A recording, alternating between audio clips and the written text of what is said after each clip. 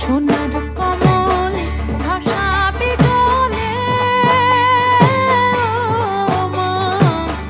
মা বুঝি কৈলাসে শুইয়াছে। সোনার কমল